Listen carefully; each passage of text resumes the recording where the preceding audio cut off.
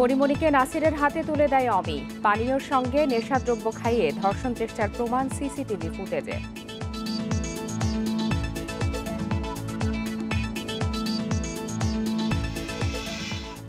খুলনা, রাজশাহী, রংপুরে ক্লাস্টারে ছড়াচ্ছে করোনা। ২২ জেলায় অতি উচ্চ সংক্রমণ। মেহেরপুরে শনাক্ত ৯৫ ভাগ।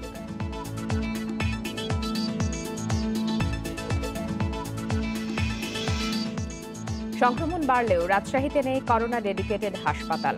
রামেকে সব রোগীর যাতায়াত একই পথে।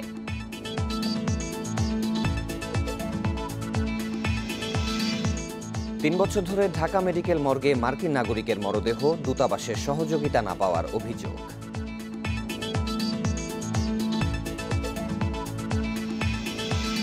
বজ্রপাতে মৃত্যু ঠেকাতে চালু হচ্ছে গাণিতিক পূর্বাভাস ব্যবস্থা। ৪ দিন আগেই চিহ্নিত করা যাবে ঝুঁকিপূর্ণ এলাকা।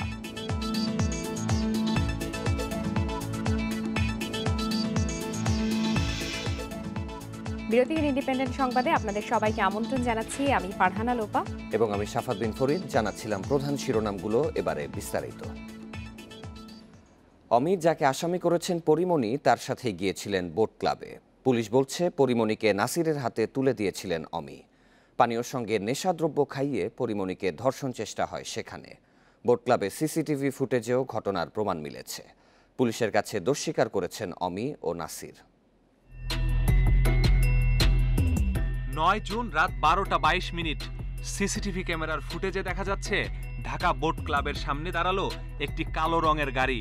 নামতে দেখা যায় পরিমণি, জিমি ও অমিকে। কিছুক্ষণ পর গাড়ি থেকে বের হন বনিও। ক্লাবের রিসিপশনেও অমির সঙ্গে পরিমণি সহ অন্যদের ঢুকতে দেখা যায়। সেখানে আগে থেকেই ছিলেন নাসির ইউ মাহমুদ। ১.৫ ঘন্টা পর পরিমণিকে অচেতন অবস্থায় কোলে করে দৌড়ে বের হতে দেখা যায় জিমি ও একজন নিরাপত্তা প্রহরীকে। পেছনে আসেন অমিও। ক্লাবে অমির কালো গাড়িতে গেলেও পরিমণি ফিরেছেন সাদা রঙের একটি গাড়িতে।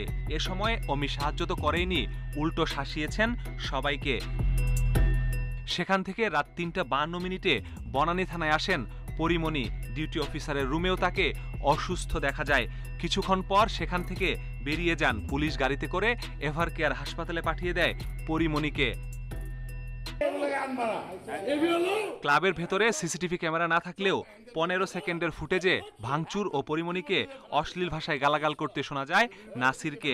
পরিমণির দাবি, জোর করে তাকে মদ পান করানো হয়েছিল। আমাকে এরকম জোর করে মদটা খাওয়ানো গিলানো হয়েছিল। সেই অবস্থায় আমি তখন বুঝতে পারছিলাম না মদের সাথে আর কি ছিল। আমি মরে যাচ্ছিলাম, আমার এই প্রাণ, আমি যে মরে যাচ্ছিলাম আমি এটা জানাইতেই থানায় গেছিলাম। পরিমণির অভিযোগের প্রেক্ষিতে নাসির ও অমিকে গ্রেপ্তারের পর রিমান্ডে নিয়েছে ডিবি। পরিমণিকে পরিকল্পিতভাবেই ঢাকা বোট ক্লাবে নিয়ে গিয়েছিল অমি। পুলিশ কর্মকর্তারা জানান, জিজ্ঞাসাবাদে পরিমণিকে নির্যাতনের কথা স্বীকার করেছেন নাসির।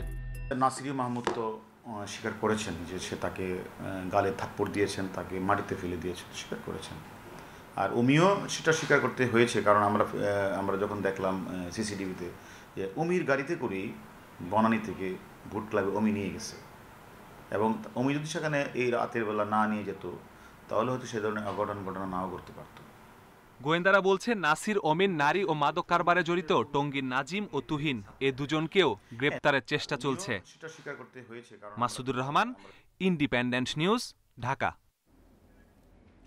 চিত্রনায়িকা পরিমণির বন্ধু তুহিন সিদ্দিকী অমির অফিসে অভিযান চালিয়েছে সাভার থানা পুলিশ। মঙ্গলবার রাত ১২টায় এই অভিযান চালানো হয়। তবে অভিযানে কি পাওয়া গেছে সে বিষয়ে তাৎক্ষণিকভাবে কিছু জানানো হয়নি। অভিযানের বিষয়ে মামলা দায়ের হতে পারে বলে জানিয়েছে সাভার থানা পুলিশ। পরিমণিকে ধর্ষণ ও হত্যা চেষ্টার অভিযোগের মামলায় ৭ দিনের রিমান্ডে পুলিশ হেফাজতে আছে অমি। এর আগে ১৩ জুন রবিবার প্রথমে ফেসবুকে ধর্ষণ ও হত্যা চেষ্টার অভিযোগ তোলার পর রাতে সাংবাদিকদের ঘটনার বর্ণনা দেন পরিমণি। পরে সোমবার সকালে সাভার থানায় একটি মামলা দায়ের করেন পরি।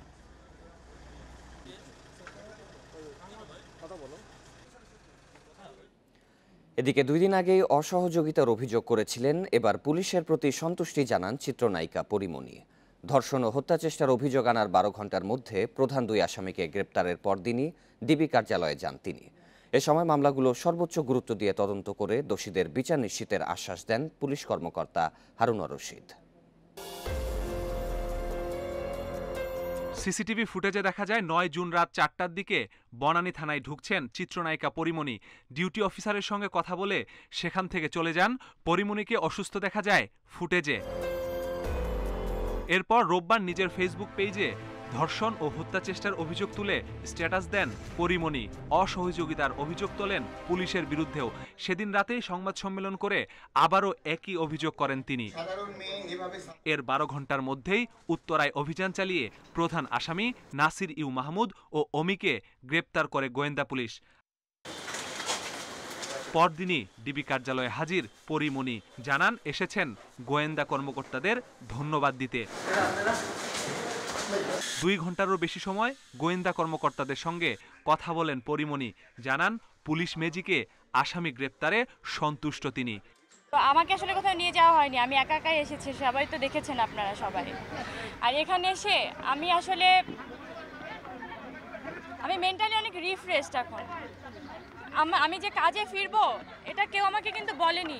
আমার আশেপাশে যারা ছিল সবাই আমাকে সান্ত্বনা দেওয়ার চেষ্টা করেছে, কিন্তু আমার যে কাজে ফিরতে হবে আমার যে এই শক্তিটা তারা কিন্তু জুগিয়েছেন। এতক্ষণ ধরে আমাকে আমার কাজ নিয়ে কথা বলছে, আমাকে নানা রকম গুড ভাইব দেওয়া হচ্ছে।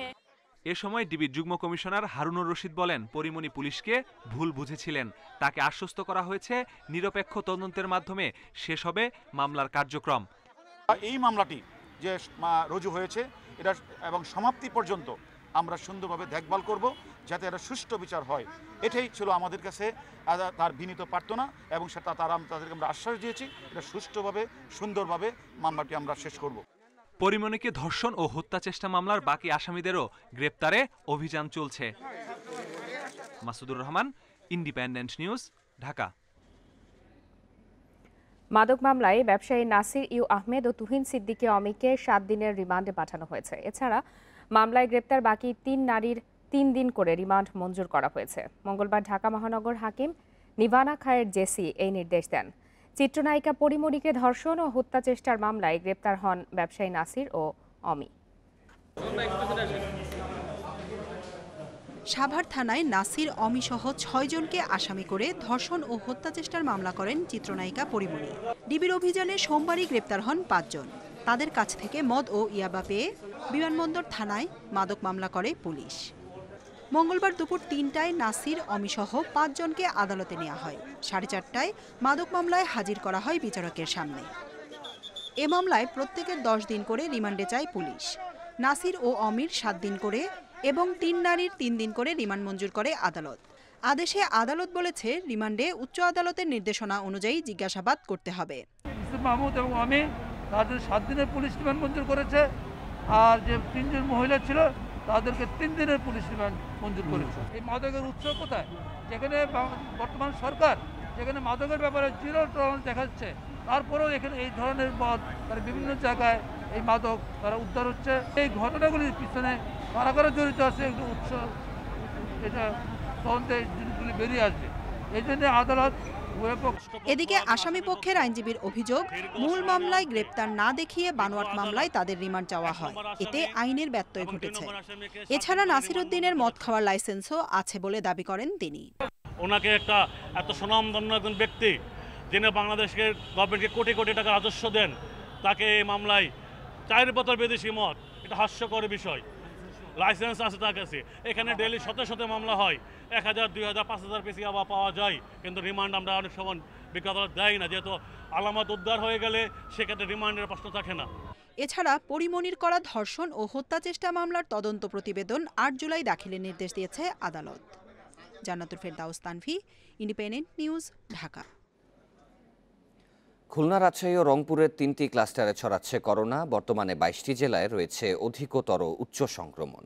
নতুন জেলা হিসেবে মেহেরপুরে শনাক্তের হার 95, ঝিনাইদহে 56 ও গোপালগঞ্জে 52%। এর মধ্যে বেশি সংক্রমিত 7 জেলার করোনা ইউনিটে একটি সাধারণ বেডও ফাঁকা নেই। এপ্রিলে করোনার ভয়াবহ সংক্রমণ থাকলেও মে মাসে কমতে থাকে শনাক্তের হার। তবে ভিন্ন চিত্র ছিল যশোরে। রোগী বাড়ার পাশাপাশি শনাক্ত হয় করোনার ভারতীয় ধরন, পরে তা ছড়িয়ে পড়ে আরও কয়েক জেলায়। দেশে বর্তমানে 48 জেলায় করোনার উচ্চ সংক্রমণ, 19 জেলায় শনাক্তের হার 30-এর বেশি। সবচেয়ে বেশি মেহেরপুরে ৯৫, কুড়িগ্রাম ৬৫, ঝিনাইদহ ৫৬, যশোর ও গোপালগঞ্জে ৫২, সাতক্ষীরা ৪৮ ও ঠাকুরগাঁওয়ে ৪৫। এসব জেলার মধ্যে গোপালগঞ্জ ছাড়া বাকি সব সীমান্ত জেলা। স্বাস্থ্য বিভাগ বলছে, দেশের সীমান্ত অঞ্চলে ৩টি ক্লাস্টারে ছড়াচ্ছে করোনা। খুলনা অঞ্চলে যশোর, সাতক্ষীরা, পিরোজপুর, চুয়াডাঙ্গা, রাজশাহীতে চাঁপাইনবাবগঞ্জ, নাটোর, নওগাঁ, আর রংপুর এলাকায় কুড়িগ্রাম, লালমনিরহাট, দিনাজপুর, ঠাকুরগাঁও। দ্রুতগতির মাঝেও বিশেষ বিশেষ কতগুলো জায়গাতে আমরা দেখেছি যে স্বাভাবিকের চাইতে সেখানে আরও বেশি সংখ্যায় পরীক্ষা করলেই রোগী পাওয়া যাচ্ছে যারা নিশ্চিত করোনা পজিটিভ হচ্ছে। এখন সেখানে ইন্ডিয়ান ভেরিয়েন্ট সক্রিয় আছে কিনা সেটি জেনোম সিকোয়েন্সিং চলছে। জেনোম সিকোয়েন্সিং এর ফলাফল হাতে পেলে আমরা নিশ্চিত করেই বলতে পারবো। এর আগে ঢাকার বাইরে এত সংক্রমণ হয়নি। এর মধ্যে রাজশাহী, খুলনা, যশোর, সাতক্ষীরা, ঠাকুরগাঁও, চাঁপাইনবাবগঞ্জ ও নাটোর সদর হাসপাতালের করোনা ইউনিটে একটি বেডও খালি নাই। প্রায় একই অবস্থা আইসিইউতেও। কিছু কিছু হাসপাতাল আছে, ধরেন রাজশাহীতে, আমরা খুলনাও শুনেছি, যশোরেও কিছু বিল্ডিং রয়েছে যেগুলো হচ্ছে এখনই নিয়ে নেওয়া যেতে পারে, যেগুলোতে অক্সিজেন সিস্টেম আছে, নিয়ে সেখানেই চিকিৎসার ব্যবস্থা করতে হবে। কোনোভাবেই এক জায়গার পেশেন্টকে আরেক জায়গায় স্থানান্তর করার চিন্তা করাটা হবে বিশাল বোকামি। স্বাস্থ্যমন্ত্রী বলছেন, শুধু চিকিৎসা সুবিধা বাড়িয়ে সংক্রমণ নিয়ন্ত্রণ করা যাবে না। It is gradually coming towards Dhaka. 17 কোটি লোকের মধ্যে যদি কিনা 1 লক্ষ লোক আক্রান্ত হয়ে যায়, তাহলে পরে তো কোথাও জায়গা থাকবে না। করোনা নিয়ন্ত্রণ ছাড়া আমাদের কিন্তু উপায় নাই। সারা দেশের পাশাপাশি রোগী বাড়ছে রাজধানীতেও। বেশি সংক্রমিত এলাকায় কঠোর লকডাউনের পরামর্শ বিশেষজ্ঞদের। Hasan Misbah, independent news, Dhaka. এবারে করোনা পরিস্থিতির আরও খবর জানাতে রাজশাহী ও কুষ্টিয়া থেকে যোগ দিচ্ছেন সহকর্মীরা। শুরুতেই যাব রাজশাহীতে, সেখানে রয়েছেন সহকর্মী ফয়সাল মাহমুদ। ফয়সাল, শুরুতে রাজশাহীতে লকডাউন পরিস্থিতির খবর জানতে চাই, মানুষ কতটুকু মানছেন এবং রাজশাহীতে সংক্রমণ ও মৃত্যু বাড়ছে, তো করোনা ইউনিট নতুনভাবে চালুর কোনো সম্ভাবনা রয়েছে কি? জি, প্রথমে যদি করোনা সংক্রমণের কথা বলি, আসলে একদিনের ব্যবধানে রাজশাহীতে করোনায় মৃত্যু এবং শনাক্তের হার দুটোই বেড়েছে। কালকে 12 জন মৃত্যু ছিল রাজশাহী মেডিকেল কলেজের করোনা ইউনিটে, আজ এটা 13 জন হয়েছে। 13 জনের মধ্যে রাজশাহীরই রয়েছে 8 জন এবং 4 জন রয়েছে চাঁপাইনবাবগঞ্জের। আর শনাক্তের হার গতকালকে 30% থাকলেও আজকে সেটা বেড়ে 43% দাঁড়িয়েছে। আমরা সকালে যে রিপোর্টটি পেয়েছি রাজশাহী মেডিকেল কলেজের 2টি পিসিআর ল্যাব থেকে, সেই রিপোর্ট আসলে তাই বলছে। তো এই যে ঊর্ধ্বমুখী, আমরা আসলে এসব বিষয় নিয়ে স্বাস্থ্য বিভাগের একাধিক কর্মকর্তার সঙ্গে কথা বলেছিলাম। তারা যেটা বলছেন যে রাজশাহীতে আসলে করোনা সংক্রমণের হারটা ওঠানামা করছে। গত 1 সপ্তাহ ধরেই তারা এটা দেখছেন এবং রোগীর ভর্তির পরিমাণও আসলে দিন দিন বাড়ছে। গত 24 ঘন্টা রাজশাহী মেডিকেল কলেজ হাসপাতালে করোনায় ইউনিটে ভর্তি হয়েছেন আরও 48 জন। এই নিয়ে আসলে রোগীর সংখ্যা দাঁড়ালো 344 জন। আপনাকে বলে রাখি, রাজশাহী মেডিকেল কলেজ হাসপাতালে যে 11টি ওয়ার্ড নিয়ে করোনা ইউনিট গঠিত, সেই 11টি ওয়ার্ডে আসলে শয্যার সংখ্যা 271টি। আসলে 271 শয্যার সংখ্যার বিপরীতে আসলে 344 জন ভর্তি রয়েছে। আমরা আরও একটি ওয়ার্ড চালু করার কথা গত কয়েকদিন ধরেই শুনছি। আমরা আজকেও স্বাস্থ্য বিভাগের কাছে খোঁজ নিয়েছিলাম। তো স্বাস্থ্য বিভাগের পক্ষ থেকে যেটা বলা হচ্ছে যে করোনা ওয়ার্ড প্রস্তুত করতে আসলে সময় লাগবে, কারণ এখানে আসলে সবচেয়ে প্রধান বিষয় হচ্ছে অক্সিজেন সরবরাহ করা। কাজে অক্সিজেন লাইনগুলো স্থাপন করতে একটু সময় লাগছে, হয়তো খুব দ্রুতই এই ওয়ার্ডটি চালু করা যাবে। আর লকডাউনের কথা যদি বলি, আজকে লকডাউনের 6ষ্ঠ দিন, আগামীকালই 7 দিনের লকডাউন শেষ হচ্ছে রাজশাহীতে। কিন্তু আমরা বরাবরই দেখছি যে এখানে যে লকডাউন চলছে এটা একেবারে ঢিলেঢালা অবস্থায় চলছে। প্রচুর মানুষের সমাগম আছে সড়কগুলোতে, প্রচুর যানবাহন চলছে। আমরা বিভিন্ন গুরুত্বপূর্ণ পয়েন্টে পুলিশের তৎপরতা দেখলেও আসলে অন্যান্য রাস্তায় বা অন্যান্য সড়কে আসলে সেরকম তৎপরতা দেখিনি পুলিশের। আমরা প্রথম দিকে জেলা প্রশাসনের ভ্রাম্যমাণ আদালতগুলোকে কাজ করতে দেখেছিলাম, সেটাও এখন সেভাবে আসলে তৎপর নয়। তবে আপনাকে একটা বিষয় বলে রাখি যে স্বাস্থ্য বিভাগের পক্ষ থেকে আসলে বারবারই বলা হচ্ছে যে লকডাউন চলছে এটা সুফল পেতে আসলে 2 সপ্তাহ সময় লাগবে। তো এই অবস্থায় আসলে লকডাউন বাড়ছে কি না এই নিয়ে আসলে আজকে রাতে একটি মিটিং হবে জেলা প্রশাসনের, তারপরেই সিদ্ধান্ত জানানো হবে যে লকডাউন বাড়বে কি বাড়বে না। ফয়সাল আমাদের সাথেই থাকবেন। এবার আমরা একটু কুষ্টিয়ার পরিস্থিতি জানবো, জানাবেন সহকর্মী মিলন উল্লাহ। মিলন, কুষ্টিয়ার করোনা সংক্রমণের হার এখন কেমন, কয়েকদিনের পরিসংখ্যান জানাবেন এবং এই সচেতনতা বাড়াতে কর্তৃপক্ষ কী ধরনের পদক্ষেপ নিচ্ছে?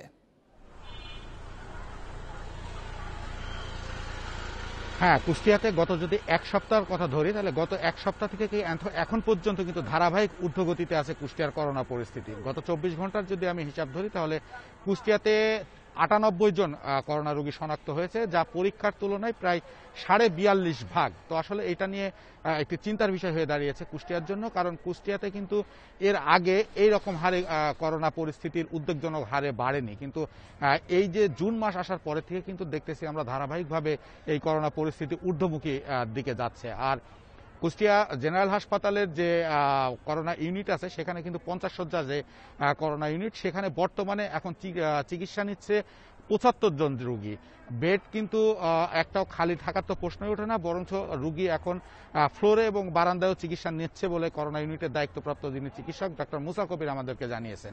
তো আসলে এই ব্যাপারগুলো নিয়ে কুষ্টিয়াতে বিশেষ কঠোর লকডাউন বিধিনিষেধের আওতায় নিয়ে আসা হয়। এই বিধিনিষেধের আওতায় নিয়ে আসার পরে কিন্তু আমরা দেখেছি যে প্রথম 3-4 দিন এই বিধিনিষেধ ঠিক থাকলেও তারপরের থেকে কিন্তু আসলে আস্তে আস্তে এটা শিথিল হয়ে যায়।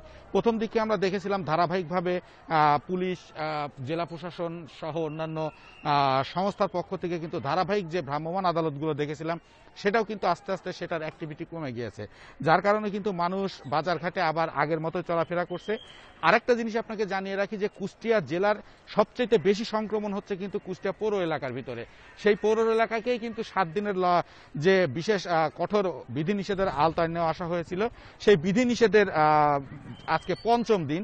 এই 5ম দিন পরেও কিন্তু আমরা দেখেছি যে করোনার যে উচ্চ মাত্রা বা পরীক্ষার হার, সেটা মানে সংক্রমণের হার, সেটা কিন্তু বাড়ছে, এখন পর্যন্ত মানে কমার দিকে কিন্তু নেই। তো আসলে এই অবস্থায় চলতে থাকলে কিন্তু কুষ্টিয়ার যে হাসপাতালগুলোতে, এই হাসপাতালগুলোতে করোনা রোগীর যে চিকিৎসা ব্যবস্থা সেটা দেওয়া সম্ভব হবে না বলে চিকিৎসক আমাদেরকে জানিয়েছেন। তো এই ছিল আমার কাছে করোনা পরিস্থিতির কুষ্টিয়ার সর্বশেষ সংবাদ। কুষ্টিয়া ও রাজশাহীর করোনা ভাইরাস পরিস্থিতির খবর শুনছিলেন সহকর্মীদের কাছে। করোনা মোকাবেলায় চলমান বিধিনিষেধ শেষ হচ্ছে আজ। এরপর সারা দেশে একসাথে নয়, স্থানীয় পর্যায়ে কোভিডের উচ্চ ঝুঁকির জেলাগুলোতে লকডাউন দেয়া হতে পারে বলে জানান জনপ্রশাসন প্রতিমন্ত্রী। তবে করোনা মোকাবেলায় জাতীয়ভাবে স্বাস্থ্যবিধির একটি প্রজ্ঞাপন জারি করা হবে। করোনার দ্বিতীয় ঢেউ মোকাবিলায় 5 এপ্রিল থেকে সারা দেশে কঠোর বিধিনিষেধ দেয় সরকার। 9 দফায় বেড়ে সেটি শেষ হওয়ার কথা 16 জুন মধ্যরাতে। এতে টানা 71 দিনের বিধিনিষেধ পার করবে দেশ। জনপ্রশাসন প্রতিমন্ত্রী জানান, আগের মতো কেন্দ্রীয়ভাবে সারা দেশে বিধিনিষেধ দেওয়ার পরিকল্পনা সরকারের নেই। স্থানীয় পর্যায়ে বিধিনিষেধ আরো কঠোরভাবে আরোপ হবে। সেন্ট্রালি বলতে হচ্ছে সামগ্রিক দেশে না, স্থানীয় পর্যায় থেকে আমরা শুরু করব। আমাদের প্রয়োজন পড়লে সেটা পরে দেখা যাবে, কিন্তু আমরা আসলে স্থানীয় পর্যায়ে বিধিনিষেধগুলো কঠোর আরোপ করার পক্ষে। প্রতিমন্ত্রী জানান, সংক্রমণের মাত্রা যেখানে বেশি সেখানেই বিধিনিষেধ। উচ্চ ঝুঁকির জেলাগুলোর জেলা প্রশাসক কারিগরি কমিটির সঙ্গে আলোচনা করে প্রয়োজনীয় ব্যবস্থা নিতে পারবেন। স্থানীয় পর্যায়ে কিন্তু আমরা নির্দেশনা দিয়েছি, যেখানেই আপনার সংক্রমণ বেশি সেখানেই আমাদের বিধিনিষেধগুলো আরোপ করা, এবং সেই জায়গাতে সংক্রমণ যাতে কমে যায় সেই জন্য যা যা করা প্রয়োজনীয় কাজগুলো সেখানে করা হবে। অর্থনীতির ওপর যাতে প্রভাব না পড়ে সে ধরনের পদক্ষেপ নেয়ার নির্দেশনা দেয়া হয়েছে বলে জানান প্রতিমন্ত্রী। Hasif Mahmud Shah, independent news, Dhaka. সংক্রমণ ভয়াবহ মাত্রায় পৌঁছালেও রাজশাহী অঞ্চলে নেই কোনো করোনা ডেডিকেটেড হাসপাতাল। রাজশাহী মেডিকেল কলেজ হাসপাতালেই চলছে করোনা রোগীদের চিকিৎসা। হাসপাতালটিতে একই প্রবেশপথ ও করিডোর দিয়ে ওয়ার্ডে নিতে হচ্ছে করোনা ও সাধারণ রোগীদের, ফলে চরম সংক্রমণ ঝুঁকিতে সাধারণ রোগী ও তাদের স্বজনেরা। রাজশাহী ও এর আশপাশের জেলায় বেড়েই চলছে করোনা সংক্রমণ। একই সাথে রোগীর চাপ বাড়ছে রাজশাহী মেডিকেল কলেজ হাসপাতালে। হাসপাতালটিতে একই সাথে দেখা হচ্ছে করোনা রোগী ও সাধারণ রোগীদের চিকিৎসা। একই প্রবেশপথ এবং করিডোর ব্যবহার করে সব ধরনের রোগী ওয়ার্ডে আনা নেয়া করায় করোনা ঝুঁকিতে পড়ছেন সাধারণ রোগী ও তাদের স্বজন। ঝুঁকিতে পড়েছেন সাধারণ ওয়ার্ডের দায়িত্বরত চিকিৎসকরাও। সাধারণ রোগীগুলো যারা আসতেছে, করোনা রোগীদেরকে আলাদা করা হচ্ছে। আবার মনে করেন যে যারা করোনা রোগী আছে তাদেরকে সেপারেট করা, এবং যারা সাধারণ রোগী আছে তাদেরকে সেপারেট করা। যেভাবে প্রচার চলছে যে ছোঁয়াচে রোগী সেই হাবি যাবি, তাহলে তো একটু আতঙ্ক থাকবেই। করোনা ইউনিটটা পুরোটা আলাদা করা উচিত, তাহলে আপনার দুইজনাই ভালো থাকবে। শুরুতে একটি ওয়ার্ড নিয়ে করোনা ইউনিট যাত্রা শুরু করলেও রামেকে বর্তমানে ওয়ার্ডের সংখ্যা 11টি। এক এক সময় এক একটি ওয়ার্ডকে করোনা ডেডিকেটেড করায় হাসপাতাল জুড়েই ছড়িয়ে ছিটিয়ে চিকিৎসা নিচ্ছেন করোনা রোগীরা। এটিও সংক্রমণ ঝুঁকি বাড়াচ্ছে বলে মনে করছেন সংশ্লিষ্টরা। রোগীদেরও সমস্যা, রোগীর অ্যাটেন্ডেন্সদের সমস্যা, আমরা যারা চিকিৎসায় জড়িত আছি আমাদেরও সমস্যা। ভালো হতো যদি হাসপাতালের যে কোনো একটা সাইডে নতুন একটি বিল্ডিং করে সেই জায়গাটায় শুধু করোনার জন্য একটি হাসপাতাল। হাসপাতালের অন্য সব চিকিৎসা সেবা স্বাভাবিক রেখেই করোনা ইউনিট গড়ে তোলা হয়েছে বলে জানান পরিচালক। যারা করোনা ডেডিকেটেড ওয়ার্ডগুলো আছে অন্যরা রোগী যাতে ওখানে না যেতে পারে সেই ব্যবস্থাটা আমরা করছি। প্রতিদিনই কিন্তু বিভিন্ন ওয়ার্ডে 2-1টা রোগী আমরা পাই যারা পজিটিভ নর্মাল ওয়ার্ডে, তাদেরকে তাড়াতাড়ি আবার কোভিড ওয়ার্ডে আমরা শিফট করি। এইখানে যেহেতু আমরা 2 ধরনের রোগী দেখতেছি, এখানে কিছু এই সমস্যাটা থাকবেই, বাট আমরা চেষ্টা করছি কিভাবে এটাকে আরও কমানো যায়। হাসপাতালের করোনা ওয়ার্ডগুলোতে আলাদা প্রবেশপথের ব্যবস্থা করার অনুরোধ জানিয়েছেন সাধারণ রোগী ও তাদের স্বজনরা। Independent news desk. জুনের শুরু থেকে ফরিদপুরে বাড়তে শুরু করেছে করোনা সংক্রমণ। প্রতিদিনই নতুন রোগী বাড়তে থাকায় হাসপাতালেও চাপ বাড়ছে। সে তুলনায় বাড়ছে না মানুষের সচেতনতা। প্রশাসনের পক্ষ থেকে নানা উদ্যোগ নেয়ার কথা বলা হলেও রাস্তায় তাদের কার্যক্রম তেমন চোখে পড়ছে না। ফরিদপুরে দ্রুত ছড়াচ্ছে করোনা সংক্রমণ। গত 2 সপ্তাহে এতে প্রাণ গেছে অন্তত 16 জনের। প্রায় 7 শতাধিক মানুষের শরীরে মিলেছে করোনার অস্তিত্ব। তবে এ নিয়ে যেন মাথা ব্যথা নেই জেলাবাসীর। মাস্ক ব্যবহার বা সামাজিক দূরত্ব বজায় রাখার নির্দেশনা মানেন না বেশিরভাগ মানুষই। বিশেষ করে হাট বাজারগুলোতে সচেতনতার অভাব চোখে পড়ার মতো। বাড়ি যাচ্ছি, এই কারণে মাস্কটা কিনতে পারি নাই। মাস্ক তো অবশ্যই ব্যবহার করবো, যেটা নিয়ে আমি এটা মানবো না কেন, মানবো তো অবশ্যই। তো এটা তো আমার সাথে নাই এখন, এই জন্য বৃহত্তর ফরিদপুরে 5 জেলার মধ্যে আইসিইউ এর ব্যবস্থা আছে কেবল ফরিদপুর জেলার বঙ্গবন্ধু শেখ মুজিব মেডিকেল কলেজ হাসপাতালে। এই হাসপাতালের 16টি আইসিইউর মধ্যে সচল আছে 14টি। হাসপাতাল কর্তৃপক্ষ বলছে এবারের সংক্রমণে রোগীর অবস্থা দ্রুত খারাপ হতে থাকে, তাই আইসিইউর উপর চাপও বেশি। ওয়ার্ডেও আমাদের রোগীর চাপ কমতে কমতে 30-এর নিচে আসছিল, এখন এটা নম্বর উপরে উঠে গেছে। এবং আইসিইউতে 15 দিন আগে আমাদের রোগী ছিল 4-5টা, এখন এটা 15টা হয়ে গেছে। এবং কন্টিনিউয়াসের মধ্যে রোগী আসা যাওয়া করতেছে, কারণ রোগী মারা যাচ্ছে। করোনা সংক্রমণের শুরুর দিকে প্রশাসনের নানা উদ্যোগ থাকলেও এবার মাঠে তুলনামূলকভাবে তাদের উপস্থিতি কম বলে অভিযোগ অনেকের। তবে জেলা প্রশাসনের পক্ষ থেকে নানা উদ্যোগ নেওয়ার কথা বলা হয়েছে। আমাদের 15টি মোবাইল টিম বিভিন্ন জেলাব্যাপী কাজ করছে, এই জেলার বিভিন্ন উপজেলাব্যাপী কাজ করছে। যদি আমরা মনে করি যে আরও কোনো কঠোরতর পদক্ষেপ গ্রহণ করা প্রয়োজন, সেটিও আমরা করব। ইতিমধ্যে যাতে করে দোকানপাটগুলো যে রাত 8টার পরে আবশ্যিকভাবে বন্ধ থাকে, সেই জন্য আমরা ইতিমধ্যে আইনশৃঙ্খলা বাহিনীকেও নির্দেশনা দিয়েছি। জেলাবাসীর দাবি, সংক্রমণ রোধে ব্যক্তি সচেতনতার পাশাপাশি প্রয়োজন প্রশাসনের কঠোর ভূমিকা। Independent news desk. দেখছেন সকাল 9টার বিরতিহীন সংবাদ। সংবাদে আরও যা যা থাকছে। আশ্রয়ণ প্রকল্পের দ্বিতীয় পর্বে 53,000 ঘর উদ্বোধন 20 জুন। 2টি কক্ষ ছাড়াও থাকছে বৃক্ষরোপণের জমি।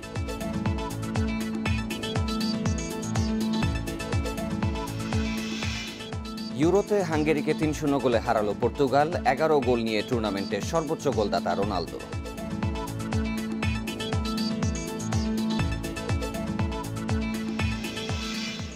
তিন বছর ধরে ঢাকা মেডিকেলের মর্গে পড়ে আছে এক মার্কিন নাগরিকের মরদেহ। 2018 সালে বেসরকারি উন্নয়ন সংস্থার কর্মকর্তা রবার্ট মায়রনের স্বাভাবিক মৃত্যু হয়। তার বাংলাদেশি স্ত্রী মাজেদার অভিযোগ, স্বামীর মরদেহ নেয়ার বিষয়ে সহযোগিতা করছে না মার্কিন দূতাবাস। পুলিশ এবং হাসপাতাল কর্তৃপক্ষ এর জন্য আইনি জটিলতা ও দূতাবাসের ছাড়পত্রের কথা বলছে। মার্কিন নাগরিক রবার্ট মায়রন বাংলাদেশে এসেছিলেন বেসরকারি উন্নয়ন সংস্থার কাজে। 2007 সালে হাসপাতালের নার্স মাজেদাকে বিয়ে করেন। দীর্ঘদিন সুখে সংসার করার পর 2018 সালের 25শে মে হৃদরোগে আক্রান্ত হন মায়রন। বেসরকারি হাসপাতালে চিকিৎসাধীন অবস্থায় সেদিনই মৃত্যু হয় তার। মৃত্যুর কারণ নিশ্চিত না হয় চিকিৎসকরা তার মরদেহ পাঠান ঢাকা মেডিকেলের মর্গে। অবশ্য ময়নাতদন্ত প্রতিবেদনে বলা হয় স্বাভাবিক মৃত্যু হয়েছে মায়রনের, তারপরও তার মরদেহ হস্তান্তর হয়নি। ময়নাতদন্ত করার সময় আমরা তার শরীরে থেকে তার হার্ট আমরা প্রিজার্ভ করি, হার্ট প্রিজার্ভ করে হিস্টোপ্যাথোলজি রিপোর্টের জন্য পাঠাই এবং ওই হিস্টোপ্যাথোলজি রিপোর্ট আমাদের কাছে যখন আসে এবং আমরা তার ময়নাতদন্তকালে আমরা যা পাই পর্যালোচনা করে আমাদের কাছে তখন মনে হয়েছিল সে কার্ডিয়াক অ্যারেস্টে মারা গেছে, হার্ট অ্যাটাকে মারা গেছে। স্বামীর মরদেহ পেতে হাসপাতাল ও মার্কিন দূতাবাসে বারবার ধর্ণা দিয়েও কোনো সমাধান পাননি মাইরনের স্ত্রী মাজেদা। 3টা বছর ধরে এই লাশ নিয়ে এখনো মর্গে পড়ে আছে, আর কতদিন মর্গে থাকবে আমি জানি না, কতদিন মর্গে থাকবে এটা এম্বাসি জানে। ওনার ছেলে মেয়ে আরও বলছিল যে যোগাযোগ করবে, এখনও তারা আমার সাথে আর যোগাযোগ করে, মরার পর লগে লগে আমি এদেরকে জানাইছি, ওনারা আমার সাথে আর এখন যোগাযোগ করেনি। রবার্টের মরদেহ সৎকার হবে নাকি যুক্তরাষ্ট্রে পাঠানো হবে সে বিষয়ে সিদ্ধান্ত হয়নি বলে জানিয়েছে পুলিশ। আর হাসপাতাল কর্তৃপক্ষ বলছে বেওয়ারিশ হিসেবে মাইরনের মরদেহ সৎকারের সুযোগ নেই। Jahanara Parvin, independent news, Dhaka. 20 June উদ্বোধন হতে যাচ্ছে আশ্রয়ণ প্রকল্প 2-এর 53,340টি ঘর। প্রধানমন্ত্রী শেখ হাসিনা গণভবন থেকে ভার্চুয়ালি যুক্ত হয়ে এই প্রকল্প উদ্বোধন করবেন। সে লক্ষ্যে সারা দেশে সংশ্লিষ্ট প্রকল্পগুলোর স্থাপনা নির্মাণ থেকে শুরু করে সব প্রস্তুতি চূড়ান্ত করা হয়েছে। 1997 সালে প্রধানমন্ত্রী শেখ হাসিনার নির্দেশে ভূমিহীন ও গৃহহীনদের জন্য চালু হয় আশ্রয়ণ প্রকল্প। মুজিব বর্ষে কেউ গৃহহীন থাকবে না, প্রধানমন্ত্রীর এ ঘোষণা বাস্তবায়নের প্রথম পর্যায়ে গত 23 জানুয়ারি 69,904টি ঘর হস্তান্তর করা হয়। এরই ধারাবাহিকতায় 20 জুন আরও 53,340টি ঘর হস্তান্তর কার্যক্রম উদ্বোধন করবেন প্রধানমন্ত্রী। সে লক্ষ্যে মানিকগঞ্জের শিবালয় উপজেলার তেওতা গ্রামে আশ্রয়ণের প্রকল্পটি প্রস্তুত। তেওতার জমিদার বাড়ি সংলগ্ন লালটিনের আধা পাঁকা এই প্রকল্প শুধু এলাকার আবাসনের পরিবর্তন আনেনি, ভিন্ন মাত্রা যোগ করেছে স্থানীয় ভূমিহীন ও গৃহহীনদের জীবনে। যারা ছিলেন অনেকটা যাযাবরের মতো, তারা এখন বিনামূল্যে হচ্ছেন জমি ও ঘরের মালিক। ঘরে থাকছে 2টি কক্ষ, একটি পাঁকা টয়লেট ও রান্নাঘর, থাকছে গাছ রোপণের মতো একটু জমিও। এ প্রকল্প নিয়ে তেওতার বৃদ্ধা মজিরনের জবানিতেই শোনা যাক। আমি খুব খুশি হয়েছি, আমাকে মাথা গোজার ঠাই ছিল না, সে আমার ঠাই করে দিছে। আমি আল্লাহর কাছে অশেষ ধন্যবাদ, খুব দোয়া করি সে জানি বাইসে থাকে, আমরা জানি গরিব দুঃখিত তার পাশে দাঁড়াইতে পারি। একই গ্রামের 3 কন্যা সন্তানের জননী 20 জুন উদ্বোধন হতে যাচ্ছে আশ্রয়ণ প্রকল্প 2-এর 53,340টি ঘর। প্রধানমন্ত্রী শেখ হাসিনা গণভবন থেকে ভার্চুয়ালি যুক্ত হয়ে এই প্রকল্প উদ্বোধন করবেন। সে লক্ষ্যে সারা দেশে সংশ্লিষ্ট প্রকল্পগুলোর স্থাপনা নির্মাণ থেকে শুরু করে সব প্রস্তুতি চূড়ান্ত করা হয়েছে। 1997 সালে প্রধানমন্ত্রী শেখ হাসিনার নির্দেশে ভূমিহীন ও গৃহহীনদের জন্য চালু হয় আশ্রয়ণ প্রকল্প। মুজিব বর্ষে কেউ গৃহহীন থাকবে না, প্রধানমন্ত্রীর এ ঘোষণা বাস্তবায়নের প্রথম পর্যায়ে গত 23 জানুয়ারি 69,904টি ঘর হস্তান্তর করা হয়। এরই ধারাবাহিকতায় 20 জুন আরও 53,340টি ঘর হস্তান্তর কার্যক্রম উদ্বোধন করবেন প্রধানমন্ত্রী। সে লক্ষ্যে মানিকগঞ্জের শিবালয় উপজেলার তেওতা গ্রামে আশ্রয়ণের প্রকল্পটি প্রস্তুত। তেওতার জমিদার বাড়ি সংলগ্ন লালটিনের আধা পাঁকা এই প্রকল্প শুধু এলাকার আবাসনের পরিবর্তন আনেনি, ভিন্ন মাত্রা যোগ করেছে স্থানীয় ভূমিহীন ও গৃহহীনদের জীবনে। যারা ছিলেন অনেকটা যাযাবরের মতো, তারা এখন বিনামূল্যে হচ্ছেন জমি ও ঘরের মালিক। ঘরে থাকছে 2টি কক্ষ, একটি পাঁকা টয়লেট ও রান্নাঘর, থাকছে গাছ রোপণের মতো একটু জমিও। এ প্রকল্প নিয়ে তেওতার বৃদ্ধা মজিরনের জবানিতেই শোনা যাক। আমি খুব খুশি হয়েছি, আমাকে মাথা গোজার ঠাই ছিল না, সে আমার ঠাই করে দিছে। আমি আল্লাহর কাছে অশেষ ধন্যবাদ, খুব দোয়া করি সে জানি বাইসে থাকে, আমরা জানি গরিব দুঃখিত তার পাশে দাঁড়াইতে পারি। একই গ্রামের 3 কন্যা সন্তানের জননী লিলি বেগম। স্বামী পরিত্যক্তা লিলির সংসার চলছিল খুবই কায়ক্লেশে। নদী ভাঙানো ছিলাম, বুঝছেন, এখানে এসে ছাপড়া উঠাইছিলাম, বৃষ্টি নামছে ঘরের মধ্যে, অনেক কষ্ট করছি। কষ্ট করার পরে আল্লাহ আমার মিলাই দিছে, বুঝছেন, অনেক শান্তি পাইছি। প্রায় একই চিত্র গোপালগঞ্জের মধুমতি নদীর তীরে হরিদাসপুর ইউনিয়নের এ প্রকল্পটিতেও 67টি ঘর একেবারেই প্রস্তুত এ প্রকল্পে।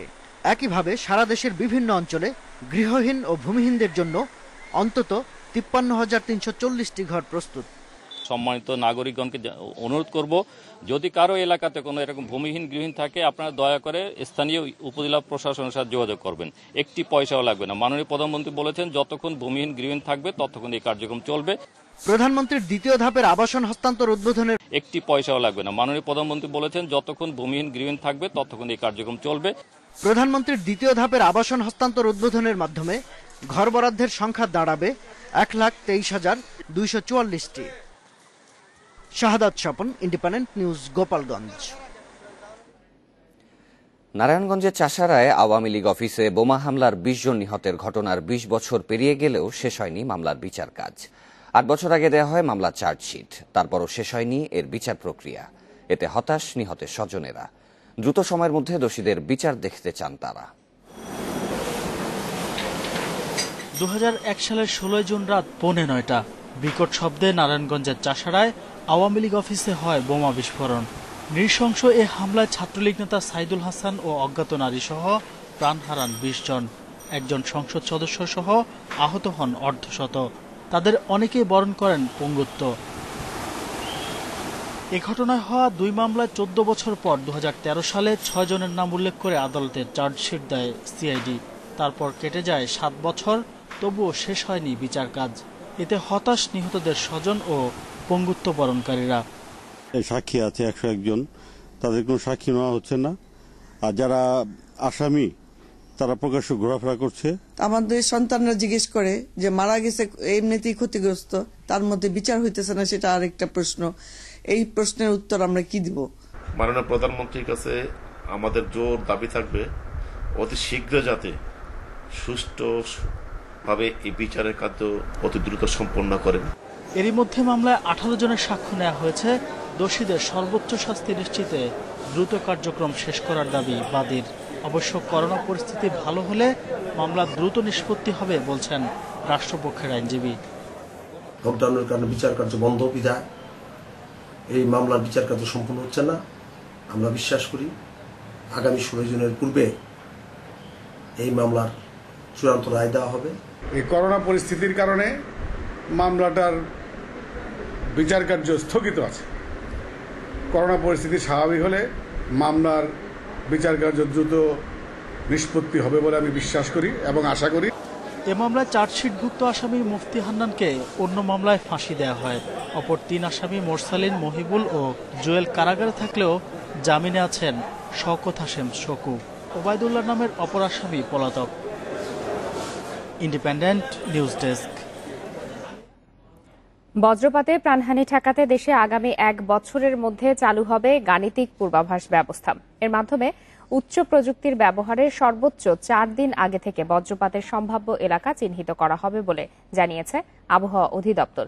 এদিকে গত 4 মাসে সারা দেশে বজ্রপাতে মারা গেছেন অন্তত 177 জন, আহত হয়েছেন 47 জন, জানিয়েছে বজ্রপাত নিয়ে সচেতনতায় কাজ করা একটি বেসরকারি সংগঠন। দুর্যোগ ও ত্রাণ মন্ত্রণালয়ের তথ্য মতে গত 1 দশকে দেশে বজ্রপাতে মারা গেছেন 2312 জন। 2016 সালে বজ্রপাতকে জাতীয় দুর্যোগ ঘোষণা করা হলেও কিছু বৃক্ষরোপণ ছাড়া কার্যকর কোনো পদক্ষেপই নেওয়া হয়নি। বজ্রপাত সচেতনতা নিয়ে কাজ করা বেসরকারি প্রতিষ্ঠান Save the Society and Thunderstorm অ্যাওয়ারনেসের প্রতিবেদন বলছে গত 4 মাসে বজ্রপাতে মৃত্যু হয়েছে 177 জনের। তাদের মধ্যে 122 জনই কৃষক। বিশেষজ্ঞরা বলছেন বজ্রপাতের মতো প্রাকৃতিক দুর্যোগ মোকাবিলায় আলাদা বাজেট বরাদ্দ প্রয়োজন। দেশজুড়ে বৃক্ষরোপণের পাশাপাশি হাওর, ফাঁকা মাঠ ও কৃষি জমির পাশে আশ্রয় কেন্দ্র নির্মাণ ও বজ্র নিরোধক দণ্ড স্থাপনের আহ্বান তাদের। ইন্টারন্যাশনাল রুলসগুলি ফলো করে IEEE যতগুলি রুলস আছে এই রুলসগুলি ফলো করে এই প্রোডাক্টগুলি বাংলাদেশে উৎপন্ন করতে হবে। তাইলেই কেবল প্রত্যেকটা বাড়িতে এগুলি লাগানো সম্ভব। আর্থের যে উষ্ণ বায়ু যে তৈরি হয়, এই তৈরিটা যদি আমরা ঠেকাতে পারি তাহলে কিন্তু থান্ডারস্টর্মটা কমবে। প্রতি বছরের এটা যেহেতু মৃত্যু অন্যান্য দুর্যোগের চাইতে বেশি, সেই জন্য অন্য দুর্যোগের সাথে এই দুর্যোগের জন্য বরাদ্দ রাখা জোর দাবি জানাচ্ছি। বজ্রপাতে মৃত্যু রোধে গাণিতিক পূর্বাভাস ব্যবস্থা চালু করবে আবহাওয়া অধিদপ্তর। স্যাটেলাইট ও অন্যান্য স্থান থেকে তথ্য বিশেষ প্রক্রিয়ায় বিশ্লেষণ করে জানা যাবে সম্ভাব্য বজ্রপাতের এলাকা। আগামী 1 বছরের মধ্যে চালু হবে এ ব্যবস্থা, জানালেন কর্মকর্তারা। আমাদের এখানে যে ইনস্ট্রুমেন্ট সেটি অলরেডি আমরা স্থাপন করে ফেলছি এবং আমরা বর্তমানে কাজ করছি নাসার সাথে, এবং নাসার বিজ্ঞানীরা অ্যাক্টিভলি সেই সিস্টেমটা ইনস্টলেশনের কাজ করছে। হয়তোবা আগামী সিজন থেকে আমরা এই বজ্রপাতের আরো প্রিসাইজ এরিয়াটা বলতে পারবো। এই ব্যবস্থায় 4 দিন আগ পর্যন্ত পূর্বাভাস দেওয়া হবে। বজ্রপাতে প্রাণহানি রোধে সব ভবনে কার্যকর বজ্র নিরোধক দণ্ড স্থাপনের তাগিদ দিয়েছেন বিশেষজ্ঞরা। সেই সাথে ঝড়ের সময় নিরাপদ স্থানে থাকার বিষয়ে জনগণকে সচেতন করার পরামর্শ তাদের। Biprojit Chanda, independent news, Dhaka. জমির পাশে আশ্রয় কেন্দ্র নির্মাণ ও বজ্র নিরোধক দণ্ড স্থাপনের আহ্বান তাদের। ইন্টারন্যাশনাল রুলসগুলি ফলো করে IEEE যতগুলি রুলস আছে এই রুলসগুলি ফলো করে এই প্রোডাক্টগুলি বাংলাদেশে উৎপন্ন করতে হবে, তাইলেই কেবল প্রত্যেকটা বাড়িতে এগুলি লাগানো সম্ভব। আর্থের যে উষ্ণ বায়ু যে তৈরি হয়, এই তৈরিটা যদি আমরা ঠেকাতে পারি তাহলে কিন্তু থান্ডারস্টর্মটা কমবে। প্রতি বছরের এটা যেহেতু মৃত্যু অন্যান্য দুর্যোগের চাইতে বেশি, সেই জন্য অন্য দুর্যোগের সাথে এই দুর্যোগের জন্য বরাদ্দ রাখার জোর দাবি জানাচ্ছি। বজ্রপাতে মৃত্যু রোধে গাণিতিক পূর্বাভাস ব্যবস্থা চালু করবে আবহাওয়া অধিদপ্তর। স্যাটেলাইট ও অন্যান্য স্থান থেকে তথ্য বিশেষ প্রক্রিয়ায় বিশ্লেষণ করে জানা যাবে সম্ভাব্য বজ্রপাতের এলাকা। আগামী 1 বছরের মধ্যে চালু হবে এ ব্যবস্থা, জানালেন কর্মকর্তারা। আমাদের এখানে যে ইনস্ট্রুমেন্ট সেটি অলরেডি আমরা স্থাপন করে ফেলছি এবং আমরা বর্তমানে কাজ করছি নাসার সাথে, এবং নাসার বিজ্ঞানীরা অ্যাক্টিভলি সেই সিস্টেমটা ইনস্টলেশনের কাজ করছে। হয়তোবা আগামী সিজন থেকে আমরা এই বজ্রপাতের আরও প্রিসাইজ এরিয়াটা বলতে পারবো। এই ব্যবস্থায় 4 দিন আগ পর্যন্ত পূর্বাভাস দেওয়া হবে। বজ্রপাতে প্রাণহানি রোধে সব ভবনে কার্যকর বজ্র নিরোধক দণ্ড স্থাপনের তাগিদ দিয়েছেন বিশেষজ্ঞরা। সেই সাথে ঝড়ের সময় নিরাপদ স্থানে থাকার বিষয়ে জনগণকে সচেতন করার পরামর্শ তাদের। Biprojit Chanda, independent news, Dhaka. চেয়ারম্যানের অনুপস্থিতির কারণে নাগরিক সুবিধা থেকে বঞ্চিত হচ্ছেন কিশোরগঞ্জের বাজিতপুরের হালিমপুর ইউনিয়নের জনগণ। তবে বেশি বিপাকে পড়েছেন ভিজিডি কার্ডের মাধ্যমে সরকারি সহায়তা নেওয়া হতদরিদ্ররা। এ ব্যাপারে দ্রুত পদক্ষেপ নেওয়ার কথা জানিয়েছেন জেলা প্রশাসক। কিশোরগঞ্জের বাজিতপুর উপজেলার হালিমপুর ইউনিয়ন পরিষদে চালের আশায় জড়ো হয়েছেন ভিজিডি কার্ডধারী অনেকে। 30 কেজি চালের আশায় বারবার গিয়েও সাহায্য পাচ্ছেন না 106 জন হতদরিদ্র মানুষ। 4 মাস ধরে মাল দিতেছে না, আসতেছে আর যাইতেছি। করোনার মধ্যে অনেক কষ্ট দিতেছে না, কাল যাইতেছি, দাঁড়ে দাঁড়িয়ে ঘুরতেছি কিন্তু পাইতেছি না। এলাকাবাসীর অভিযোগ, নির্বাচনে জয়ের পর আর এলাকায় আসেন না চেয়ারম্যান। নির্বাচন যাওয়ার পর থেকে আমরা চেয়ারম্যান দেখতে পাই না, এটা জন্ম নিবন্ধন গেলে আমরা পাই না, সরকারি কোনো অনুদান আমরা পাই না। তবে মোবাইল ফোনে চেয়ারম্যানের দাবি, তার তালিকা গ্রহণ না করে উপজেলা মহিলা বিষয়ক কর্মকর্তা পছন্দ মতো তালিকা প্রকাশ করেছেন। মামলা জটিলতা ও রাজনৈতিক কারণেও এলাকায় কম যান বলে জানান তিনি। ইউনুর এখানে দেখেন কোন উন্নয়নমূলক কাজ পেন্ডিং আছে কিনা, কোন মানবিক সহায়তা পেন্ডিং আছে কিনা। আমার এখানে আমি কম থাকি, এটা সত্য কথা, আমি এলাকায় কম থাকি। কেন কম থাকি সেটার কারণ আছে। আইনি জটিলতা সমাধান করে দ্রুত ভিজিডির চাল বিতরণের নির্দেশনা দিয়েছেন জেলা প্রশাসক। ইউনিয়ন পরিষদ চেয়ারম্যান, তার দায়িত্ব হচ্ছে পূর্ণ সময়ই তাকে দায়িত্ব পালন করতে হবে এবং এটার যদি কোনো ব্যত্যয় ঘটে সেই ক্ষেত্রে তার বিরুদ্ধে আইনগত ব্যবস্থা গ্রহণ করা হবে। ভুক্তভোগী হতদরিদ্রদের ভিজিডি কার্ড সমস্যা সমাধানের দাবি এলাকাবাসীর। Independent news desk. বর্ষা মৌসুমের শুরুতেই যমুনা ও তিস্তার বিভিন্ন পয়েন্টে ভাঙন দেখা দিয়েছে। এরই মধ্যে বিলীন হয়েছে ফসলি জমি, ঘরবাড়ি, শিক্ষা প্রতিষ্ঠান সহ অনেক স্থাপনা। ভাঙন রোধে পানি উন্নয়ন বোর্ডের তেমন কোনো পদক্ষেপ নেই বলেও অভিযোগ দুর্গতদের। তিস্তা ও যমুনার ভাঙনে ঘরবাড়ি, বসতভিটা হারিয়ে প্রতিদিনই নিঃস্ব হচ্ছে নদী তীরের মানুষ। গত 1 সপ্তাহে তিস্তার ভাঙনে বিলীন হয়েছে কুড়িগ্রামের শত শত বিঘা আবাদি জমি, গাছপালা সহ অর্ধশতাধিক বাড়িঘর। ভেঙে গেছে মূল সড়কের 40 মিটার। চোখের সামনে বসতি বিলীন হতে দেখে ক্ষুব্ধ তিস্তা পাড়ের লোকজন। এলাকায় নদী ভাঙতেছে, কোন সরকার পদক্ষেপ নিচ্ছে না। আমাদের অর্থ এলাকার বিষয়ে আসে আর খালি ভিডিও করে যায়। 100 কোটি টাকা সম্পদ এই মুহূর্তের মধ্যে বিলীন হয়ে যাওয়ার সম্ভাবনা দেখা দিয়েছে। বাল বাচ্চা নিজে কোথায় থাকবো সেটা আমাদের কোনো স্থান নাই। লালমনিরহাটে হঠাৎ পানি বেড়ে তিস্তার বাম তীরে ভাঙনে আতঙ্কিত মানুষ। পানি উন্নয়ন বোর্ডের তেমন কোনো পদক্ষেপ না থাকায় দীর্ঘমেয়াদী জলাবদ্ধতা ও ক্ষতির আশঙ্কা রয়েছে। ভুট্টা, বাদাম, কাউন, অন্য ক্ষেত আমার মনে করেন ক্ষতি হওয়ার আছে। বর্ষার শুরুতেই সিরাজগঞ্জের চৌহালি, বেলকুচি, কাজীপুর ও শাহজাদপুরের অনেক জায়গায় দেখা দিয়েছে ভাঙন। নদীতে বিলীন হয়েছে আবাদি জমি, ঘরবাড়ি ও শিক্ষা প্রতিষ্ঠান। ভাঙনের মুখে আরও 20টির মতো শিক্ষা প্রতিষ্ঠান, মসজিদ, মাদ্রাসা সহ 25 গ্রাম। বাড়ির কাছে এসে গেছে, আমরা ঘুমাইতে পারি না। আমাদের সবসময় আমরা আতঙ্কায় থাকি।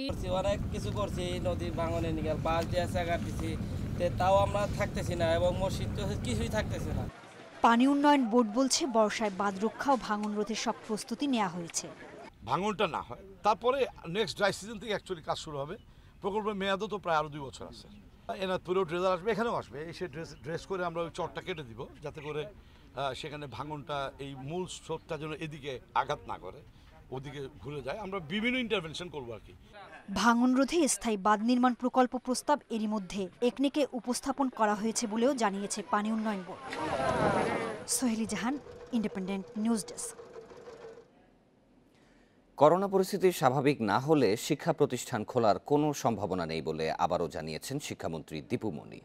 তবে শিক্ষার্থীদের কিভাবে পড়াশোনার সঙ্গে যুক্ত রাখা যায় তা নিয়ে কাজ চলছে বলেও জানিয়েছেন তিনি।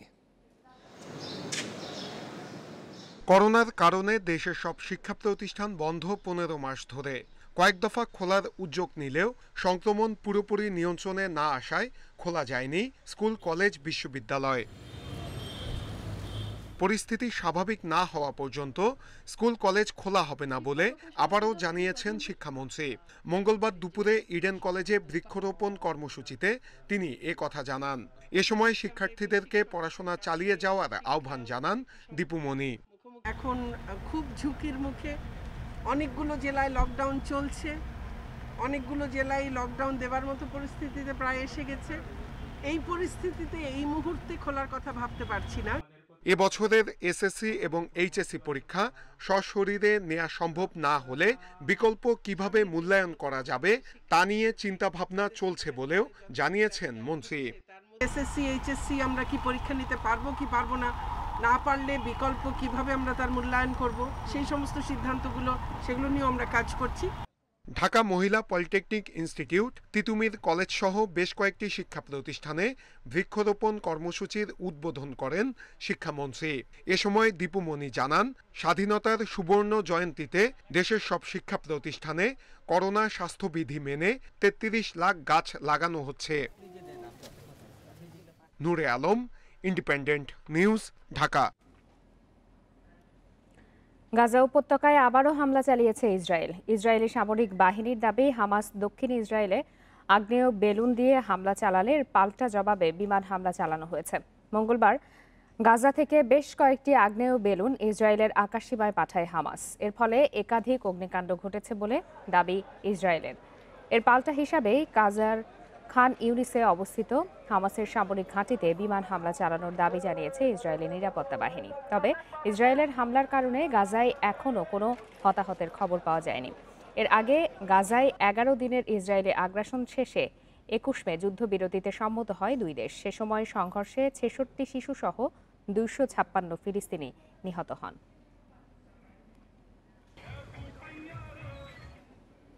ভারতে টানা দ্বিতীয় দিনের মতো কমেছে করোনায় প্রাণহানি। দেশটিতে একদিনে মৃত্যু হয়েছে 1470 জনের, নতুন করে শনাক্ত 62,000। এদিকে বিশ্বে মোট প্রাণহানি ছাড়িয়েছে 38,37,000। এ পর্যন্ত মোট আক্রান্তের সংখ্যা 17,73,00,000-এর বেশি। বিশ্বে মঙ্গলবারের সর্বোচ্চ 2,760 জনের মৃত্যু হয়েছে ব্রাজিলে। দেশটিতে নতুন করে শনাক্ত 89,000। কোপা আমেরিকা চলার সময়ই এত বেশি প্রাণহানি নিয়ে আতঙ্কিত সংশ্লিষ্টরা। বিশ্বে 24 ঘন্টায় মারা গেছেন 9,149 জন মানুষ, আক্রান্ত 3,70,000। এদিকে সংক্রমণ বাড়ায় বিধিনিষেধ আর কড়াকড়ি আরও বাড়িয়েছেন দক্ষিণ আফ্রিকার প্রেসিডেন্ট সিরিল রামাফোসা।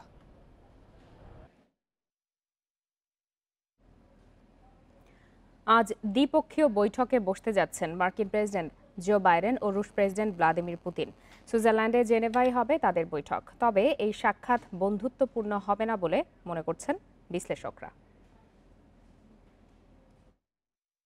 জানুয়ারিতে মার্কিন প্রেসিডেন্ট হিসেবে দায়িত্ব নেওয়ার পর এই প্রথম রুশ প্রেসিডেন্ট ভ্লাদিমির পুতিনের সঙ্গে দ্বিপাক্ষিক বৈঠক করতে যাচ্ছেন জো বাইডেন। এ নিয়ে চলছে নানা জল্পনা। অনেকেই মনে করছেন দুনেতার বৈঠক খুব একটা বন্ধুত্বপূর্ণ হবে না। এরই মধ্যে যুক্তরাষ্ট্রকে অবন্ধুসুলভ দেশের তালিকায় যোগ করেছে রাশিয়া। দুদেশেরই দাবি, তাদের সম্পর্ক নেমে এসেছে প্রায় তলানিতে। তিক্ততা বেড়েছে নানা ইস্যুতে। মার্কিন নির্বাচনে হস্তক্ষেপ, সাইবার হামলা, নাভালনি সহ পুতিন বিরোধীদের নির্যাতন ও নানা ইস্যুতে রাশিয়ার উপর নিষেধাজ্ঞা দিয়েছে যুক্তরাষ্ট্র। অন্যদিকে যুক্তরাষ্ট্রের বিরুদ্ধে অভ্যন্তরীণ ইস্যুতে হস্তক্ষেপ সহ আন্তর্জাতিক স্থিতিশীলতাকে হুমকিতে ফেলার অভিযোগ রয়েছে মস্কোর। নাভালনি ইস্যু সহ ইউক্রেন, সাইবার হামলা, বেলারুশ নিয়েও হতে পারে দুই প্রেসিডেন্টের আলোচনা। তবে 2018 সালে পুতিন ট্রাম্পের বৈঠকে একে অপরের প্রশংসা করলেও এবারের পরিস্থিতি ভিন্ন বলছেন বিশ্লেষকেরা। দুদেশের দ্বন্দ্ব হয়তো কখনোই যাবে না, তবে উভয়ই স্থিতিশীলতায় আগ্রহী। যেসব বিষয়ে মতবিরোধ আছে তা আর বাড়াতে চায় না তারা। সুইজারল্যান্ডের জেনেভায় বাইডেন পুতিন বৈঠক ঘিরে নিরাপত্তা জোরদার করা হয়েছে। মোতায়েন রয়েছে হাজার খানেক সেনা। সায়রা খান, ইন্ডিপেন্ডেন্ট নিউজ। হাঙ্গেরিকে 3-0 গোলে হারিয়ে ইউরো মিশন শুরু করেছে চ্যাম্পিয়ন পর্তুগাল। শেষ দিকে 5 মিনিটের ব্যবধানে জোড়া গোল করে টুর্নামেন্টের সর্বোচ্চ গোলের রেকর্ড গড়েছেন ক্রিশ্চিয়ানো রোনালদো। ফরাসি কিংবদন্তি মিশেল প্লাতিনির 9 গোলের রেকর্ডকে পেছনে ফেলেছেন রোনালদো। ইউরোতে তার গোল সংখ্যা এখন 11টি। বুদাপেস্টের পুস্কাস অ্যারেনায় 60,000 দর্শকের উপস্থিতিতে পর্তুগালকে দীর্ঘক্ষণ আটকে রাখে হাঙ্গেরি। তবে 84 মিনিটে পর্তুগালকে এগিয়ে দেন রাফায়েল গেরেইরো। এরপরে শুরু হয় রোনালদোর ঝলক। পেনাল্টি থেকে প্রথম গোল করার অল্প সময়ের মধ্যেই ম্যাচে নিজের জোড়া পূর্ণ করেন CR7। এদিকে আরেক ম্যাচে জার্মানিকে 1-0 গোলে হারিয়েছে ফ্রান্স। ম্যাটস হামেলসের আত্মঘাতী গোলে বাজে শুরু জার্মানদের।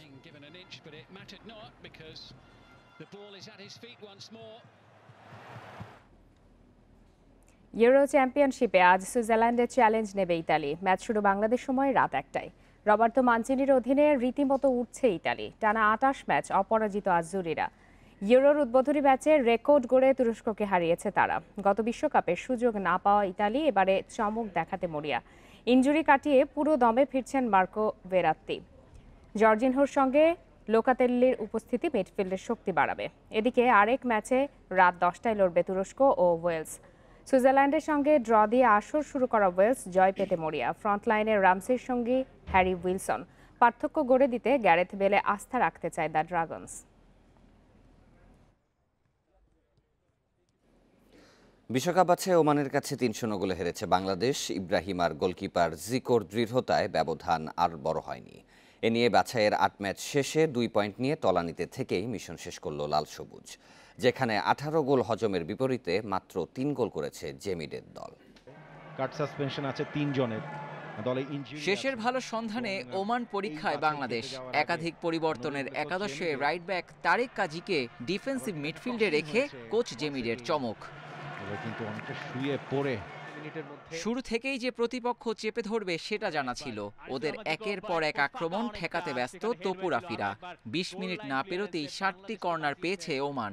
ইব্রাহিম, তবে ওমান এখনো তাদের পায়ে প্রতিরোধ থেমেছে 22 মিনিটের মাথায়। বা প্রান্ত থেকে পাওয়া বলে আলতো ছোঁয়ায় পূর্ণতা দেন আল গাফরি। সিলেন্ট একটা সেটআপ ছিল, সেখানে আল হাজরি তিনি কিন্তু বাড়িয়েছিলেন এবং তবে মিনিট 4 পরেই সমতায় ফেরার সহজ সুযোগ হাতছাড়া করেন ইয়াসিন। কর্নার থেকে উড়ে আসা বল ফাঁকায় থেকেও লক্ষ্যভেদ করতে পারেননি ওমান গোলকিপারের দৃঢ়তায়। একটা চমৎকার পাস কিন্তু বা প্রান্ত দিয়ে বাড়িয়েছেন অলকাবি। গোলপোস্টের কল্যাণে প্রথমার্ধে ব্যবধান বাড়েনি বাংলাদেশের। ফার পোস্টে বলটা লাগলো, রিবাউন্ড করে গোল দিয়ে জামাল বিপ্লবের না থাকা বড্ড ভুগিয়েছে। বিরতির পরও মাঝ মাঠে একেবারে নিয়ন্ত্রণ রাখতে পারেনি বাংলাদেশ। 1 ঘন্টা পেরোতেই লিড ডাবল করেন খালেদ আল হাজরি। গোলের সুযোগ আছে। বারবার আক্রমণে ছন্ন ছড়া বাংলার রক্ষণ। গোটা 4 সুযোগ নষ্টের পর তৃতীয় গোলটি আসে 81 মিনিটে। জোড়া পূর্ণ করেন আল হাজরি। এবং খালিদ আল হাজরি বাকি সময় কোনো মতে গোল হজম না করে পার করে তপুরা। বিশ্বকাপ বাছাইয়ে এবার 8 ম্যাচে প্রাপ্তি 2 পয়েন্ট। ভারত আর আফগানিস্তানের সাথে ড্র থেকে সান্ত্বনা খোঁজার সুযোগটাও যে কম। 3 গোলে কিন্তু ওমান 3-0 গোলে হারিয়েছে। Abidur Rahman, independent news. Bangladesh tiger নামে শ্যাডো জাতীয় দল গঠন করতে যাচ্ছে বিসিবি। প্রতি পজিশনের জন্য বিকল্প প্রস্তুত রাখবেন দেশি কোচরা। বিসিবির সভাতে অনুমোদন দেওয়া হয়নি কেন্দ্রীয় চুক্তি। 2-3 দিনের মধ্যে ক্রিকেটারদের সাথে কথা বলে চূড়ান্ত করবে ক্রিকেট অপারেশনস। এদিকে নির্বাচক নান্নু বাশারের মেয়াদ বাড়ানো হয়েছে টি-20 বিশ্বকাপ পর্যন্ত। করোনাকালে জাতীয় দলের সূচি ঠিক রাখা কঠিন। সেখানে পাইপলাইনের অথবা যুবদলের কার্যক্রম চালিয়ে যাওয়া কষ্টসাধ্য। তাই তো সৌম্য মিঠুনরা খারাপ করলে বিকল্প খুঁজে পাওয়া যায় না। সাথে যোগ হয়েছে বায়ু বাবলের ধকল, ক্রিকেটারদের বিশ্রামের বিষয়টি। সেখান থেকেই জাতীয় দলের আদলে বিকল্প একটা দল গঠনের প্রয়োজনীয়তা দেখা দেয়, যে ক্যাম্পে দেশীয় কোচরা প্রস্তুত রাখবেন ক্রিকেটারদের, যার নাম দেয়া হয়েছে বাংলাদেশ টাইগার। ওরা নাকি প্র্যাকটিস করারও সুযোগ পায় না, এখানে আমাদের ফ্যাসিলিটিগুলো ইউজ করতে পারে না। সেটা তো একটা বড় প্রবলেম। তাহলে ওরা কোথায় প্র্যাকটিস করবে? ওদের কারো যদি কোনো ঘাটতি থাকে, কেউ যদি ড্রপ হয়, তাহলে ও শিখবে কোথায়? সো এটা একটা ইস্যু ছিল। তো ওইটার থেকে অরিজিনেট করে আমরা যেটা ঠিক করেছি যে সারা বছর রাউন্ড দ্য ক্লক আমাদের এখানে ট্রেনিং চলবে। দীর্ঘ 4.5 ঘন্টার সভাতে ক্রিকেটারদের চুক্তি নিয়ে আলোচনা হয়েছে। 18 থেকে 20 জনের পুল ঠিক করেছে বিসিবি। তবে কে কোন ফরম্যাটে খেলতে চান সে বিষয়ে এখনো চূড়ান্ত সিদ্ধান্তে আসা যায়নি। মুশফিক তামিমরা অপেক্ষায় থাকলেও সালমা রুমানাদের জন্য সুখবর দিয়েছে বোর্ড। প্রথমবার 22 জনের পুল করা হয়েছে নারী ক্রিকেটারদের। এটা একটা ছিল সেন্ট্রাল কন্ট্রাক্ট। এখানে যেটা আছে, যেটা নিয়ে এসছে আমরা অ্যাপ্রুভ করি নাই যে তা না। তবে যেহেতু এটার মধ্যে একটা দুটো ক্ল্যারিফিকেশন চাওয়া হয়েছে ফ্রম ক্রিকেট অপারেশন, ওই ক্ল্যারিফিকেশনটা নিয়ে কাল পরশুর মধ্যে আপনাদেরকে পুরো লিস্টটা দিতে পারবে। এখন আমরা লিস্টটা এখন অ্যানাউন্স করছি না আজকে। নান্নু বাশারের মেয়াদ বাড়ানো হয়েছে টি-20 বিশ্বকাপ পর্যন্ত। তবে স্পিন বোলিং কোচ ও ব্যাটিং পরামর্শকের বিষয়ে কোনো সিদ্ধান্তে আসতে পারেনি BCB. Mazharul Islam, Independent News. Bangabandhu Dhaka Premier লিগে আম্পায়ারিং নিয়ে অভিযোগ তোলেনি কোনো ক্লাবের অধিনায়ক অথবা ম্যানেজার। অনেকের কাছে এটাই নাকি সেরা প্রিমিয়ার লিগ বলেছেন বিসিবি সভাপতি নাজমুল হাসান পাপন। এদিকে ভেন্যু সংকটের কারণে কেবল আইসিসি চ্যাম্পিয়ন্স ট্রফির একক আয়োজক হতে চেষ্টা করবে বিসিবি। যত দ্রুত সম্ভব শেখ হাসিনা স্টেডিয়াম প্রস্তুত করার পরিকল্পনা কর্তাদের। আবাহনী মোহামেডান ম্যাচে সাকিব কাণ্ডে বিব্রত বিসিবি। বিশ্বব্যাপী আলোচনার জন্ম দিয়েছে এদেশের ঘরোয়া লিগ। গেল কদিনে আম্পায়ারিং ইস্যু, বড় ছোট ক্লাবের বৈষম্য আবারও সামনে এসেছে। তদন্ত কমিটি সম্প্রতি কথা বলেছে ক্লাবগুলোর সাথে, যেখানে অনিয়মের অভিযোগ মেলেনি। তবে অনাকাঙ্ক্ষিত আচরণে বিপদে পড়তে পারেন সাকিব। একটা ক্লাব, একটা প্লেয়ার বা একটা দেশের মধ্যে সীমাবদ্ধ এখন নাই। এটা ইজ ভেরি সিরিয়াস। এখানে প্রতিটা কথা, প্রতিটা জিনিস আমাদেরকে অত্যন্ত সাবধানে নিতে হবে। বোর্ড ইজ এই ব্যাপারটা জানে, সবাইকে জানানো হয়েছে। দ্য সিচুয়েশন মানে ব্যাপারটা অত্যন্ত সিরিয়াস। সামনে প্রতি বছরই আছে আইসিসির ইভেন্ট। বাংলাদেশও আয়োজক হতে চায়। পূর্বাঞ্চলের শেখ হাসিনা স্টেডিয়াম যত দ্রুত সম্ভব প্রস্তুত করার চেষ্টা চলছে। এরই মধ্যে কনসালটেন্ট নিয়োগের কাজ সম্পন্ন। বিশ্বকাপ এককভাবে আয়োজনে সমস্যা ভেন্যু সংকট, সেজন্য চ্যাম্পিয়ন্স ট্রফিতে চোখ বিসিবির। সো আমরা যেটা ঠিক করেছি যে চ্যাম্পিয়ন্স ট্রফিটা আমরা নিজেরা ইন্ডিভিজুয়ালি আমরা বিট করব, আমরা চাবো। আর World Cup, men's World Cup এবং টি-20 এই দুটো আমরা করব, একা পারবো না, আমরা জয়েন্টলি করব। 2021-22 অর্থ বছরের জন্য 262 কোটি টাকার বাজেট পাশ হয়েছে। নির্ধারিত হয়েছে বার্ষিক সাধারণ সভার তারিখ, যেটা হবে 7 July. Mohammad Nazim, Independent news, Dhaka. আর এই ছিল সকাল 9টার বিরতিহীন সংবাদ। ইন্ডিপেন্ডেন্ট টেলিভিশনের সব খবরের আরও বিস্তারিত জানতে চোখ রাখুন ফেসবুক, ইউটিউব আর টুইটারে। এতক্ষণ সাথে থাকার জন্য সবাইকে ধন্যবাদ।